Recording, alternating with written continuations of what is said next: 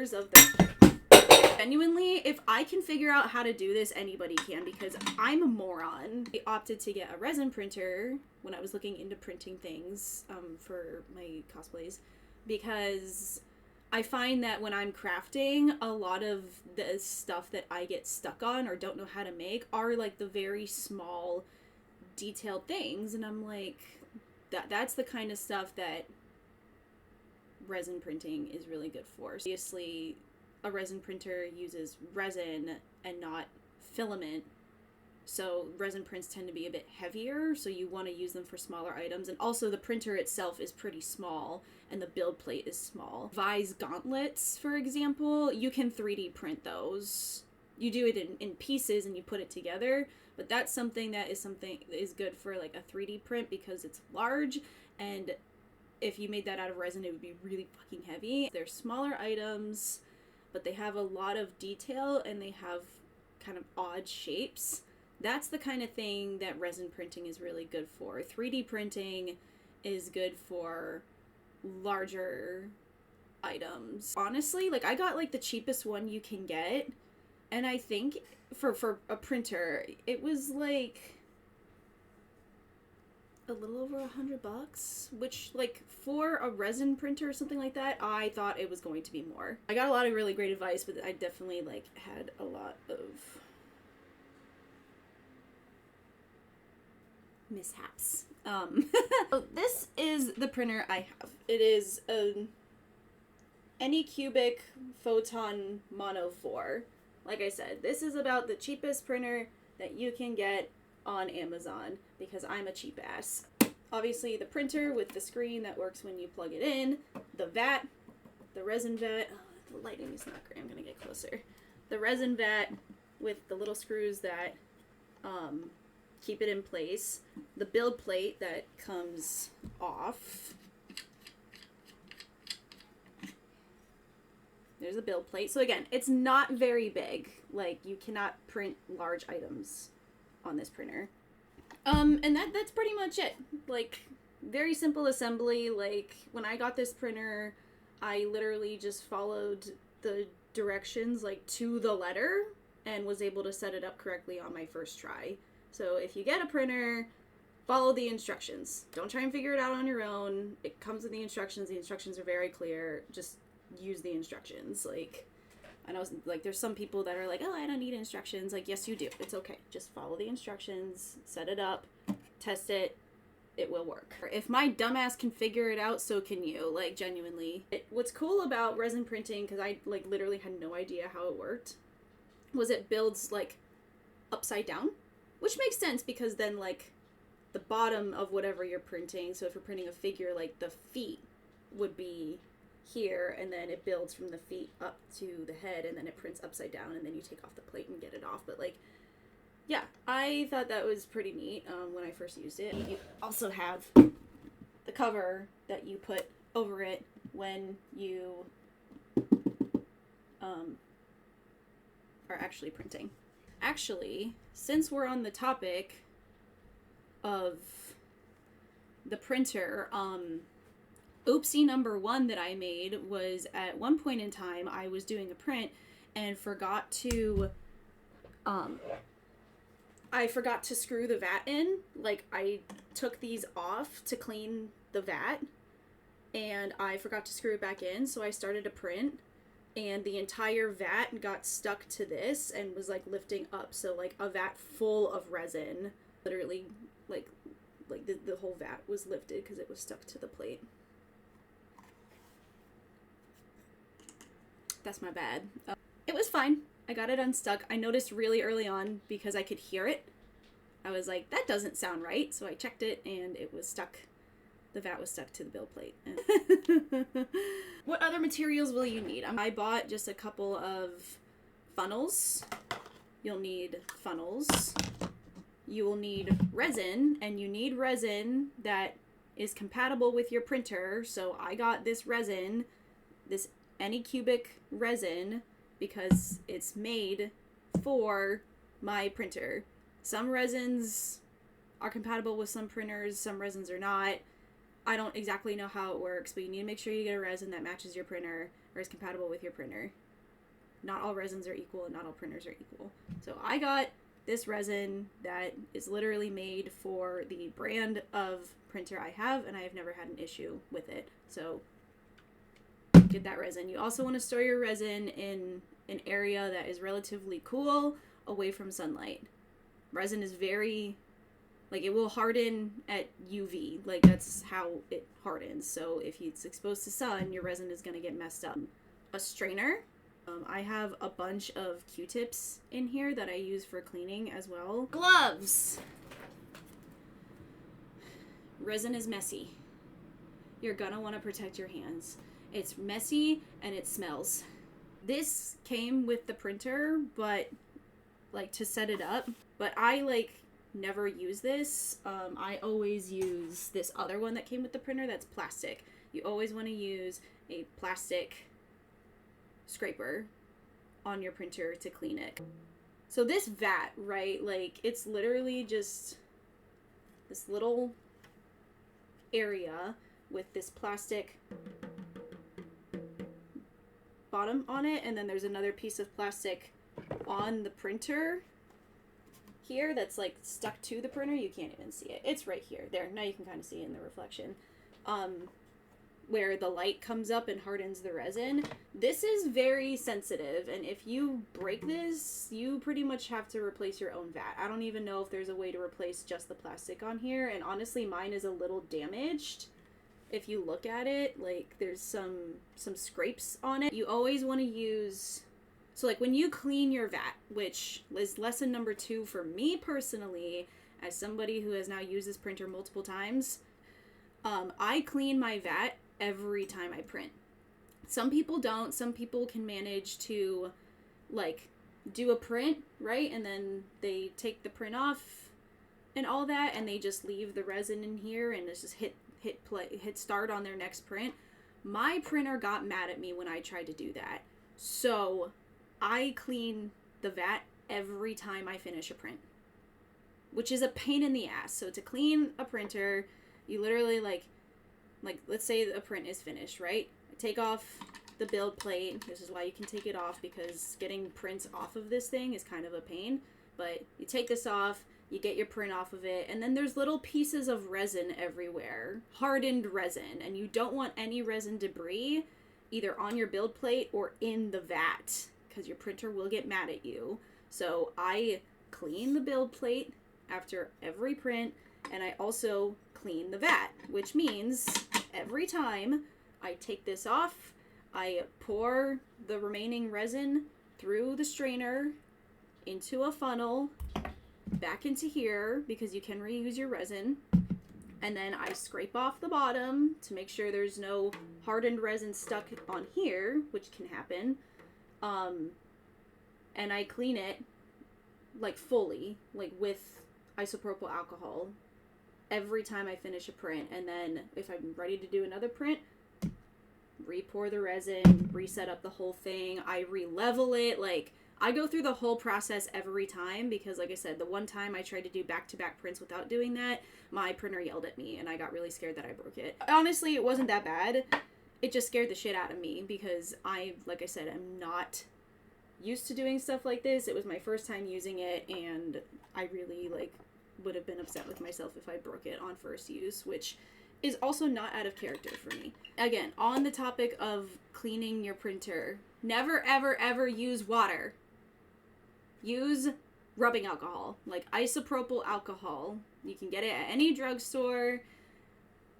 Alcohol only, to clean your build plate, to clean your print or your vat, to clean off your prints after they're done printing. Like, do not use water. Only use alcohol. Use fucking like paper towels with some alcohol and clean it out and dry it. Use some Q-tips to get in the little nooks and crannies, because you will get resin everywhere. And only use the plastic scraper. You're dealing with very thin plastic in your vat. You do not want to use something like this. Do not use this. Use this. It will come with your printer. It is a tip I got from Fade, to use sandpaper on your plate. It's not going to hurt it. The build plate is quite solid. I use sandpaper on it because it kind of, it adds some grit to your plate, which makes each print stick better to it. After you're done with your print, right, you get it off the build plate, clean your print or whatever, or you clean your print, right? I usually just stick it in a cup or something full of isopropyl alcohol and let it sit for a bit, and you have to cure it. So the resin comes out and it's hard, but it's a little like, it's a little sticky, I guess. So curing just, you know, like it fully hardens the print after you're done printing. Some printers come with a whole setup where it's a printer, a cleaner, like you can clean your prints and cure it all in one machine. I do not have one of those. Mine is just a printer, so I clean my stuff on my own. And then I bought this. This is where I cure my prints. This was very cheap. It's not like, it's just plastic. And then it has the little disc in here with the UV light. So after you clean your print and it's dry, you stick it in here and run this for, usually do a couple of minutes. Like it's really not that much depending on the size of the print. I think Jinx's grenades I did like 5 minutes, and then the smaller Bakugo grenades I maybe did 2 or 3. It doesn't take a lot to cure your prints. I still have this just in case like I forget how to do something. This is the instruction manual that comes with your printer. Keep this. Easy to forget the little steps, like to give myself some grace when you're like in the heat of printing and you're trying to remember like cleaning off the vat and doing all these things. It's really easy to forget how to do simple things. So I keep this on hand because I'm an idiot and I like to have instructions with stuff like this. Like you just forget to screw your vat back on, you know, like shit happens. This thing about like printing that I learned, because when you do a resin print, it's kind of hard to get it off of the build plate. Like that thing is stuck on there. Use heat. Shocker. So now instead of like sitting there with using a plastic scraper to like, you literally feel like a stonemason, like you're chipping away at this resin print trying to get it off of the build plate, because it really sticks on there. It has to, because it prints the thing upside down. So you're like chipping away at it, and I'm like, oh my god, how could I not get this off? Use heat. Use a heat gun or a hair dryer or something like that. Something that's not going to burn your hands. So I use my heat gun on a pretty low heat and heat it up a little bit, and the print comes off a lot easier. So that's another trick of the trade I learned. The lychee slicer. I use the free version of this. Yes, there's some ads on it, but just deal with the ads. It's a great slicer. It works really well. This is probably the area I struggled the most because I was not familiar with slicers or anything like that, and I was like, oh, this is very overwhelming because I'm not great with technology. You guys have seen me use Twitch before. I find stuff like this very overwhelming.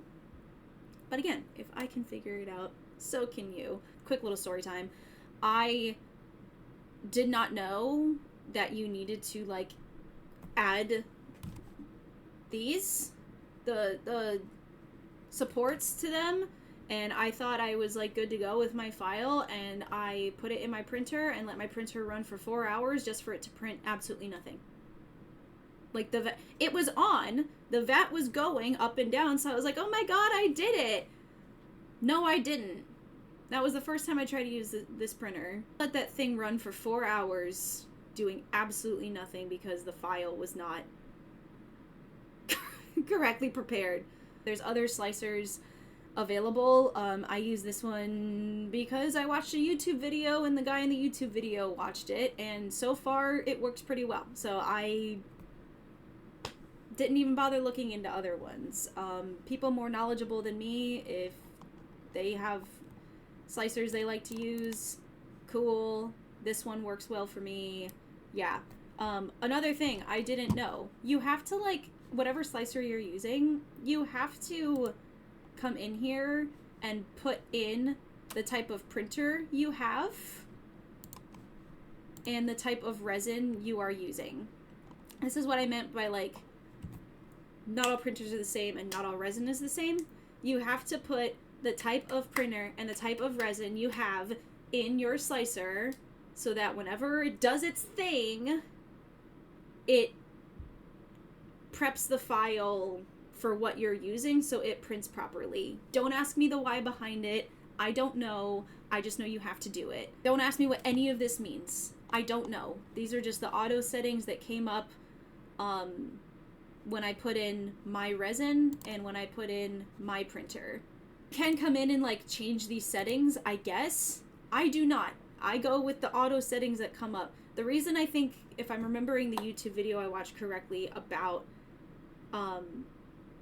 this slicer, is it has a lot of options for you to pick from. Like, I'm pretty sure it has like every 3D printer in here. So when you come in and you hit add, you can literally just type in the type of printer you have and it will pop up with the correct settings. Because the thing about Lychee is it pulls from user data. So as people use it more and more, if any other person has used this printer, you can basically pull up their settings. You know what I mean? Especially if you're not like designing your own prints. Like my printer, the reason I have it is not for me to come in and like design something myself and make a file and print it. No. It's for me to like, I find a file online of what I want to make and then I use my printer to produce it. Like I'm not one of those people that's like, oh, I want to make an original design for something and print it off. I am not capable of that. Like I find this amount already a little overwhelming. I do not have the desire to original design anything. But I literally just go onto Google and I Google like, oh, 3D print file for this and that, and I shop around. Some of them are free. If you do have to buy a file, they're usually very cheap, depending on what you're making.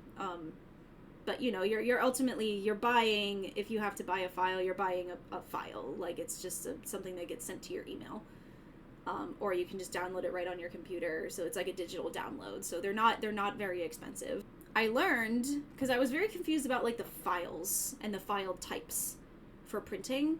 I learned that typically, what is it, an OBJ file or an STL work for both resin printing and 3D printing. And when you put your settings in here and like upload your file, the splicer will make it compatible with your printer. That's the reason you use this. But 3D printing files work for resin printing and vice versa. So right now what I have in here is Mira's glove and accessories from K-Pop Demon Hunter. So that's the files I have in here right now. It's already like prepped because I was playing around on here the other day. When you download a 3D file, you can save it like to your desktop.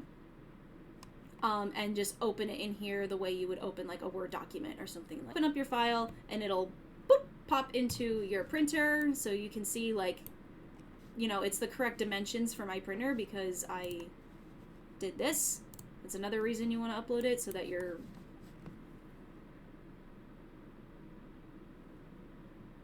this thing, whatever you want to call it, template, I don't know. Anyway, it's the correct size, so you can figure out if it's going to fit in your printer. And once it's dropped, it does not have the supports on it. I just already added supports, and I'm going to like go through and show you how to do that. But when it gets dropped in here, you can like move these things around, right? So you can position stuff on your build plate however you want to. For small things like this, like all of this will fit in one print, which is really nice. Depending on your print, you might want to like move it around so you can add more supports. If it's like, I see a lot of people do that with figures. So if you have a figure of somebody who has like a big flowing cape, or they're holding a sword or something like that, you're probably going to want to add more supports to that, so that it prints really well with a smaller object like a sword, or you want to make sure the movement of that cape, if the jacket is like swishing out on the character, you're going to want to add more support to that so it prints properly. You know, these are flat objects. Typically you want to like fill up your build plate if you can, because it just saves you time on prints. Like if I decided to print this on its own versus these things, then I would have to do 2 prints instead of just 1. The printer is smart enough that it can print these objects simultaneously. And it's the same for a 3D build plate. Like if you have a bunch of stuff you want to 3D print, see how much you can fit on your build plate without them overlapping each other. The mistake I made was I didn't add supports. And what I like about this slicer is you go over here to prepare. And this is like your supports. I don't ever mess with these settings. But they usually have, or this slicer has, an auto button. Auto supports. So I can't hit the button right now because I already did this step. But you can just come on here and hit auto and then generate automatic supports. And it will generate automatic supports for your print. If you're smarter than me, fancier than me, and want to add your own, this is how you would do that. With like manual, I don't do any of this. I don't find it necessary, especially for like I said, my use of a resin printer. I just use the auto setting. You can see like, especially up here, like anything in orange is what gets stuck to your plate. And we're talking about a very thin layer of resin, ultimately, that you have to like, that's what you have to scrape off. So use heat to get it unstuck from the build plate, because scraping this glob of hardened resin off of a build plate is a pain in the ass. Some printers, depending on the printer you have, some have Bluetooth where you can like send the file direct to the printer. Mine is not that fancy. Mine came with a USB drive. Put this in the PC, export this file, and save it to the thumb drive. And then when I plug in my printer, I just plug the thumb drive in and pull up the file because it's all prepped and ready to. Usually when you create the file, either on your slicer or when you pull this up, it'll tell you the print time. And then you just leave it alone and let it do its thing for however long your print takes. I check on mine every so often just to make sure the print is going good. But that's pretty much it. The supports are meant to break, by the way. They're very thin pieces of resin that you don't want on your print because what you're printing, like for this, is the blue part, not the orange part. So the supports are meant to be broken off and scrape them off. Ultimately, like I said, resin printing is not difficult. There's just a lot of little things to it. Don't forget to screw in your vat. Use heat to remove your prints. Use sandpaper on your build plate. Like I said, there's like lots of little like tricks of the trade that I had to learn the hard way, and that's why I was like, I really want to do a stream about this and make a video on this, because I am not somebody who finds stuff like this very easy, or easy to learn, and I would rather share the knowledge of what I have learned so other people like me who find this overwhelming but maybe are interested in it, don't have to go through what I went through. Move the files to the USB drive. I think at one point in time I forgot to put the files on the USB drive, or else why would I have written that down with a smiley face emoji? I wrote this like months ago when I first used my printer.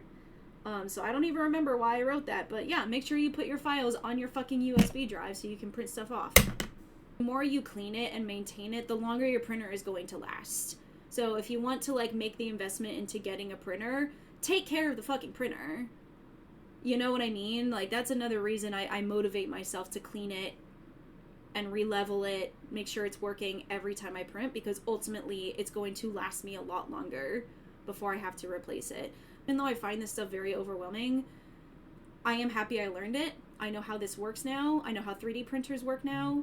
And, you know, I have a whole option available to me that was not available to me before. I am glad I had trouble with it so that hopefully I save somebody else trouble in the future if they find my YouTube video. So my hope is that somebody else who is interested in like learning about resin printing and stuff like that, and who wants to use it at a very basic level, you know, like I'm not using this to make original designs, I'm not even adding my own supports, like the way I do it I feel is very user friendly. If my dumbass can figure it out, so can you. Like, it can be intimidating for people who are not the most technologically proficient. Me. Thank y'all for being here. Love you so much. Hope you enjoyed learning about resin printing. Okay, I will see you all later. Bye.